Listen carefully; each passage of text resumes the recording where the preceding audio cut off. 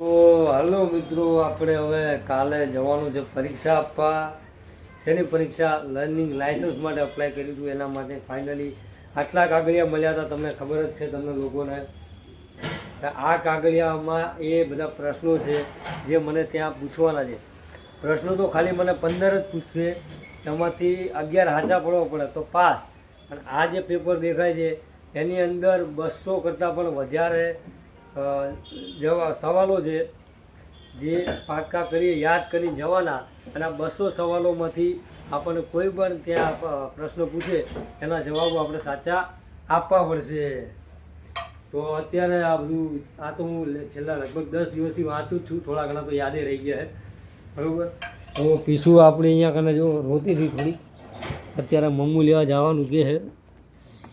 શું લેવાનું પીસું? તારા શું લેવાનું બોલ? એટલે તો અહીંયા મમ્મી જમવાનું બનાવે છે, જોઈ શકો છો તમે. મમ્મીનું આજે ઇન્ટરવ્યૂ લેવા માટે આવ્યા હતા. અહીંયા જે બાળ મંદિર છે, બરાબર, ત્યાં આજે મમ્મીનું ઇન્ટરવ્યૂ પણ લેવામાં આવ્યા હતા.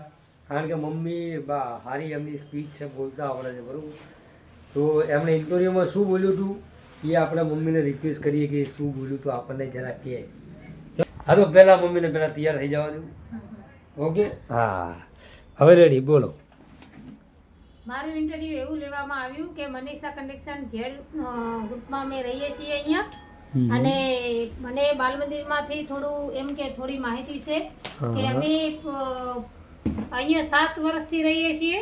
અને જે બિલ્ડિંગો બને છે ત્યાં અમને આ કામકાજ કરવા માટે લઈ જાય છે. એનું ઇન્ટરવ્યૂ મારું લેવામાં આવ્યું હતું. કેટલા બાળકો છે, તમે કેવી રીતના રહો છો, શું તકલીફ છે તમારી, અને તમારા બાળકો ભણવા જાય છે કે નથી જતા? નહીં જતા. કેમ કે મારું એક છોકરી છે એ બાલ મંદિરમાં જાય છે, એવું ઇન્ટરવ્યૂ મેં આપ્યું. અચ્છા, હા, છોકરીની છોકરી. હા, મારી પ્રિયાંશી. ઓ મારું બેન જો. એટલે ફાઇનલી હું ઓફિસથી જમવા માટે ઘરે આવતો હતો અને હું અચાનક જોઈ ગયો. મેં કીધું આ 2 જણા ભાઈ અને એક છોકરી એને આમ મતલબ બેઠા હતા. મમ્મી ખાતા ઉપર બેઠી હતી અને આમ બેઠા વાત કરતા હતા. મેં કીધું આ શું ઇન્ટરવ્યૂ આલે? મમ્મીનું ઇન્ટરવ્યૂ કોણ લેવા આવી ગયું? આટલા દાડા હું ઇન્ટરવ્યૂ લેતો હતો મમ્મીનું, અને અત્યારે બીજું કોણ આવી ગયું ઇન્ટરવ્યૂ લેવા? પછી મેં એમને વાત કરી તો એ લોકોએ એમ કીધું હતું કે અમે બાળ મંદિરમાં ચેકિંગ કરવા માટે આવીએ અને છોકરાઓ સારી રીતે ભણે કે નહીં ભણતા, થોડા ઘણું રમે, આના જેવડા છોકરાઓ. હો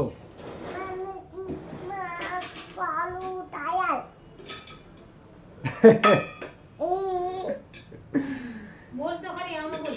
શું બોલે? બોલી મને પાણી કેમ નહીં બોલું? બોલ્યા. તો મમ્મી અત્યારે બનાવે છે ચોળાનું શાક. જો અહીંયા કુકર મૂકી દીધું છે ગેસ ઉપર અને વઘાર કરે છે મમ્મી, બરાબર. તો હવે આપણે છે ને કન્ટિન્યુ કરીએ આમાં, વાંચીએ અને પ્રાર્થના કરો, કમેન્ટ કરો એવી ભગવાનને. હા, મારા વિડીયોમાં કમેન્ટ કરો કે હારી દુઆઓ આપજો, દુઆ લખજો તો પાસ થઈ જાઉં. હા, શું કશું નહીં થઈ ગયું, વિડીયો બને જો.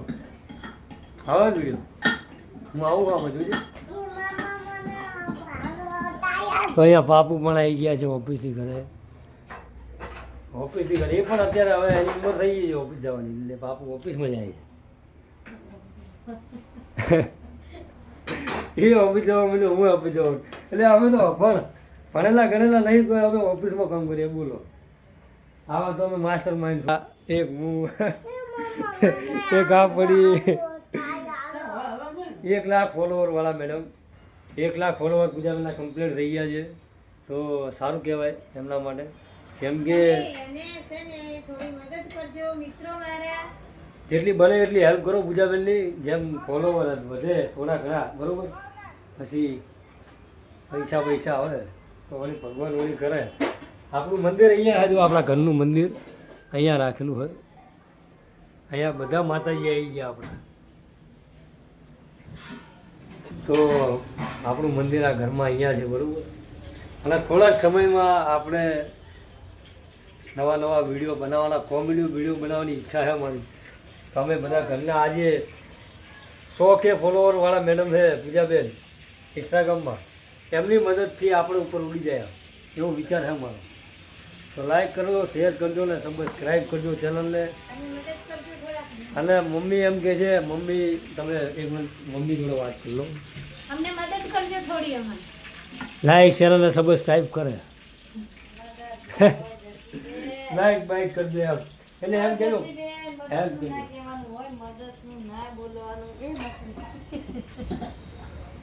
ઉતા ઉતા એમ કે જસીભાઈ મદદનું ના કહેવાનું હોય તો એ તો બોલી નહીં શકતા ભાઈ યાર.